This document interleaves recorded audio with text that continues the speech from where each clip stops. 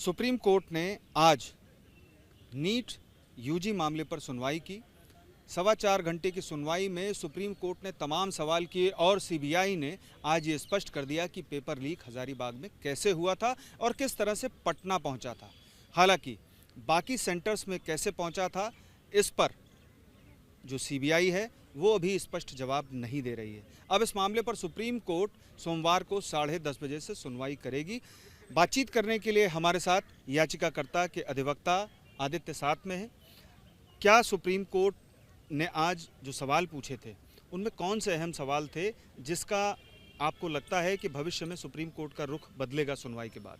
देखिए, सबसे अहम सवाल था कि पेपर लीक कैसे हुआ और पेपर लीक कहाँ से हुआ। तो इसकी घटनाक्रम अगर वापस जाएं, टाइमलाइन में वापस जाएं, अगर क्रोनोलॉजी स्टार्टिंग से समझेंगे तो पता चलेगा 5 तारीख को पेपर के तुरंत बाद एक एफआईआर फाइल हुआ था शास्त्री नगर पटना के पुलिस स्टेशन में। Shastri Nagar Patna police station FIR number 358 file हुआ था, जिसमें सबसे पहले कहा गया था कि पेपर लीक हुआ है और पेपर लीक होने की घटना को बोला गया था कि इसका संज्ञान लिया जाए। उसके बाद बहुत सारे सेंटर्स दिल्ली, झारखंड, महाराष्ट्र, हरियाणा, राजस्थान सब जगह से आया कि हमारे यहाँ पे भी पेपर लीक हुआ है, पेपर लीक हुआ। हर जगह से ह्यू एंड क्राई आने लगा।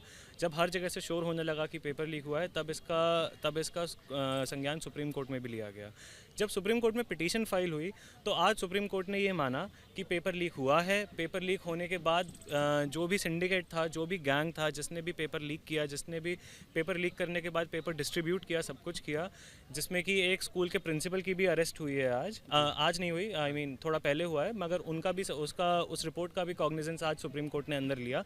तो सुप्रीम कोर्ट ने इसको एडमिटेडली एज अ फैक्ट मान लिया है कि पेपर लीक हुआ है, मिसमैनेजमेंट हुआ है। बहुत ज़्यादा सरकार की तरफ से, एनटीए की तरफ से, एनटीए जो नेशनल टेस्टिंग एजेंसी है, सरकार के द्वारा प्रमाणित एजेंसी है, उसके द्वारा बहुत ज़्यादा सख्ती नहीं बरती गई। जो सरकार ने दावे करे थे अंदर, सरकार ने ये दावा करा, सरकार की तरफ से जो सरकारी अधिवक्ता थे उन्होंने ये दावा करा कि जो अब हम पेपर ट्रांसपोर्ट करते हैं तो हम उसको जीपीएस से ट्रैक करते हैं, हम उसको ऐसे ट्रैक करते हैं, हम उसको मैंने एनटीए का एफिडेविट पढ़ा था, उसमें सुरक्षा को बड़ा चाक चौबंद बताया गया था। लेकिन आज जो सीबीआई की रिपोर्ट थी और एसजी ने जो बयान अपना दर्ज कराया सुप्रीम कोर्ट में कि हजारीबाग में जब बैंक से पेपर पहुंचा है सेंटर पर, वहां पर 9:23 से 10:15 के बीच में लीक हो गया।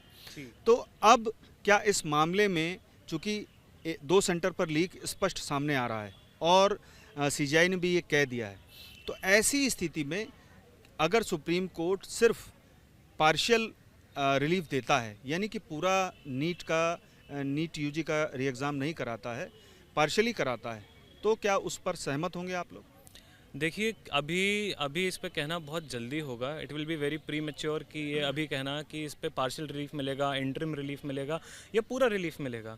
मगर जो इसमें इंपॉर्टेंट पॉइंट्स आज सामने आए हैं वो ये आए हैं कि जब पेपर प्रिंट हुआ था, पेपर प्रिंट होने के बाद 2 बैंक्स के पास कस्टडी थी, अथॉरिटी थी कि आप उनको अपने लॉकर में, अपने स्ट्रॉन्ग रूम में, अपने सेफ रूम में स्टोर करें। एक था स्टेट बैंक ऑफ इंडिया, एक था कैनरा बैंक।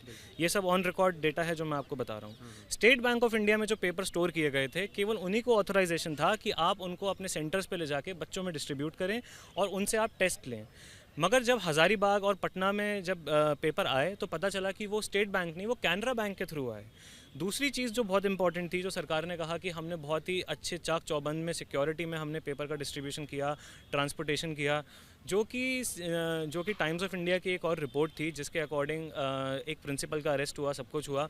उसमें उस प्रिंसिपल ने बाकायदा रिसीविंग लेते हुए फ़ोटो खिंचवाया एक 3 व्हीलर में, एक जो ओपन 3 व्हीलर होते हैं, ई रिक्शा टाइप होते हैं, कि उसमें जैसे एक मिलिट्री के संदूक नहीं रखे होते, उस तरीके के संदूक रखे हैं बस, और उनके सामने खड़े होकर फ़ोटो खींचे। अब कोई सरकार से सवाल करे कि इनमें कहाँ जीपीएस ट्रैकिंग है, या फिर उसमें एक ऑटो ड्राइवर है उसका, वो कितनी सिक्योरिटी करेगा उसकी, वो रास्ते में तो उसको कुल मिलाकर के जो परीक्षा की पवित्रता थी वो भंग हो चुकी है और ये स्पष्ट हो गया। बिल्कुल, sanctity and integrity of NEET has been compromised. Supreme court ने ये एक्सेप्ट किया है।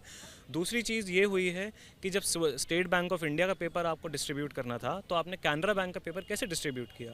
जब आपने कैनरा बैंक का पेपर डिस्ट्रीब्यूट कर दिया, जब उस पर भी आपत्ति जताई गई कि आपने जिस बैंक से पेपर डिस्ट्रीब्यूट नहीं करना था वहाँ का किया और आपने कैनरा का डिस्ट्रीब्यूट किया, फिर उनको दोबारा ऑथराइजेशन मिला कि जहाँ का हो चुका है अब आप वहीं से पेपर को कंटिन्यू करो, जो आपने पेपर डिस्ट्रीब्यूट कर दिया है बच्चों को बोलो वो वहीं का पेपर दें।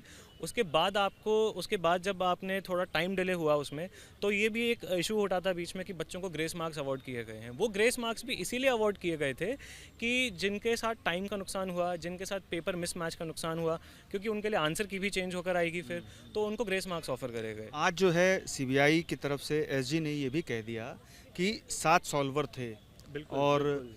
ये सारी चीज़ें जब घटनाक्रम पूरा सामने आ गया तब आज सुप्रीम कोर्ट ने इस मामले में जो बिहार पुलिस है हाँ, बिहार और पुलिस से EOU इकोनॉमिक मंगाया ऑफेंस है। यूनिट की जो हाँ। पेपर बुक है बेसिकली वो सारी मंगाई है और एफआईआर भी मंगाई है। जी। तो अब उसमें क्या नया निकल कर के सामने आ सकता है और साथ ही सुप्रीम कोर्ट ने ये भी कह दिया है कि शनिवार दोपहर 12 बजे तक इस मामले में जो रिजल्ट है वो डिक्लेयर कर दिया जाए। सुप्रीम कोर्ट ने जो सरकार से और जो बिहार पुलिस से, पटना पुलिस से जो भी चीज़ें मांगी हैं वो सब कॉन्ट्राडिक्ट करती हैं, मतलब कि सरकार के दावे को फेल करती हैं। सरकार ने हर जगह बोला कि ऐसा नहीं हुआ है, वैसा नहीं हुआ है। एफआईआर में साफ साफ लिखा है कि हमारे पास पेपर पहले ही आ गया था। 7 सॉल्वर्स थे कि वो पेपर सॉल्व करते थे और आंसर आगे दे देते थे।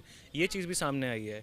एक और नाम सामने आया आज तुषार भट्ट का, कि तुषार भट्ट नाम के कोई ज्योग्राफी टीचर हैं या कोई फिज़िक्स टीचर हैं, वो उस स्कूल में थे, वो गोधरा में वो स्कूल में थे और उनके पास इन्फॉर्मेशन थी। उन्होंने ये चीज़ पहले ही सर्कुलेट कर दी थी उन सेलेक्टेड स्टूडेंट्स को जो भी स्कैम का हिस्सा रहे हैं, जिन्होंने भी अपने सीट खरीदने की कोशिश करी है या फिर अपने साथ पेपर को स्कैम करने की कोशिश करी है। उन्होंने उसमें साफ साफ एडमिट करा है कि उस टीचर को बोल दिया गया था, उस टीचर ने उन स्टूडेंट्स को नोटिफाई कर दिया गया था कि आप अपने OMR को खाली छोड़ेंगे, आपका OMR जब हमारे पास सबमिट हो जाएगा हम उसमें अपने आप आंसर भर देंगे। इस चीज़ को भी बोला गया है कि वो ज्योग्राफी टीचर है तो ज्योग्राफी टीचर फिजिक्स और केमिस्ट्री को सॉल्व नहीं कर सकता। मगर ये भी जब ये वाली बात सामने आई कि 7 सॉल्वर थे, तो ये चीज़ ऑलरेडी साबित हो गई कि उन्होंने आंसर्स उस टीचर को दे दिए थे। तो ये एक ऑर्गेनाइज्ड क्राइम का हिस्सा है, ये एक पूरा सिंडिकेट है। एक जगह से पेपर लीक हुआ, एक जगह पेपर सॉल्व करने के लिए भेजा गया, पेपर सॉल्व करने के बाद उसको उन बच्चों को बेनिफिट पहुंचाने के लिए भेजा गया जिन्होंने पैसे दिए थे उस पेपर को खरीदने के लिए, मिसमैनेज क्योंकि ये व्हाट्सएप से पेपर ट्रांसफर से नहीं, टेलीग्राम से हुआ। अच्छा। टेलीग्राम से हुआ। टेलीग्राम में भी उसको एडिट करने की कोशिश करी गई, मगर टेलीग्राम में आप केवल आप मैसेज को एडिट कर सकते हो, टेक्स्ट एडिट कर सकते हो। जो उसका टाइम स्टैम्प होता है आप उसको एडिट नहीं कर सकते। टाइम स्टैम्प अभी भी वही निकला। तो ये चीज़ भी वहाँ पे एडमिट करी गई और जज साहब को, माननीय मुख्य न्यायाधीश को ये भी बताया गया कि अगर आपको इस चीज़ में कोई डाउट लगे, कोई संदेह लगे, तो आप उसको खुद ही अपने टेलीग्राम पे करके देख सकते हैं। टेलीग्राम सबके लिए एक है, वो आपके, हमारे लिए और स्कैमस्टर्स के लिए और स्टूडेंट्स के लिए, सबके लिए सेम अब है। इस मामले पर सोमवार को सुनवाई होगी, किस तरह से देखते हैं आप और क्या पक्ष रखेंगे अपना? देखिए, हमारा पक्ष जो याचिका करता है, जो याचिका कर्ताओं के अधिवक्ता हैं, उनका पक्ष इस समय सरकार के पक्ष से ज़्यादा स्ट्रॉन्ग है। ये बात अगर नहीं होती तो सुप्रीम कोर्ट इस बात को एडमिट नहीं करता, ऑन रिकॉर्ड नहीं लेता कि पेपर लीक हुआ है, मिसमैनेजमेंट हुआ है और पेपर को ट्रांजिट में, चेन ऑफ कस्टडी जो होती है कि प्रिंटिंग के बाद स्टोरेज से लेकर जो टाइम होता है उसमें पेपर को मिसमैनेज किया गया, पेपर को लीक करा गया।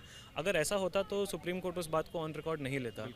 अगर ये सारी बातें सत्य रहती हैं और FIR वगैरह का जो भी सब्सटेंस है, जो भी उसमें स्टोरी लिखी गई है, अगर वो चीज़ें सही हैं, ट्रू टू इट्स नेचर है, जो कि बच्चे एलिज कर रहे हैं, तो सुप्रीम कोर्ट का, आई डोंट थिंक कि सुप्रीम कोर्ट को इसमें ज़्यादा टाइम लगाना चाहिए पेपर को रीनीट डिक्लेयर करने में। क्योंकि नीट का पेपर, एक छोटी सी चीज़ और, कि नीट का पेपर केवल यहीं तक लीक नहीं हुआ, बहुत सारे OMR भी मैनिपुलेट करे गए हैं। सुप्रीम कोर्ट में जो याचिकाएं डाली गई हैं वो केवल नीट के पेपर के लीक की नहीं है, बच्चों ने ये भी डाली हैं कि हमने 100 क्वेश्चन अटेम्प्ट करे थे, जब रिजल्ट आया तो हमारे केवल 5 क्वेश्चन रह गए, तो OMR भी मैनिपुलेट करे गए हैं। तो ये भी एक बहुत बड़ा चीज़ है देखने के लिए। हमसे बात करने के लिए बहुत बहुत शुक्रिया। तो आपने सुना एडवोकेट आदित्य को, जिनके मुताबिक उन्हें उम्मीद है कि सुप्रीम कोर्ट इस मामले में सोमवार को अपना रुख तय करेगा और रीनीट यानी कि दोबारा से एग्ज़ाम कराने का आदेश भी देगा। पीयूष पांडे, TV9 भारतवर्ष, नई दिल्ली।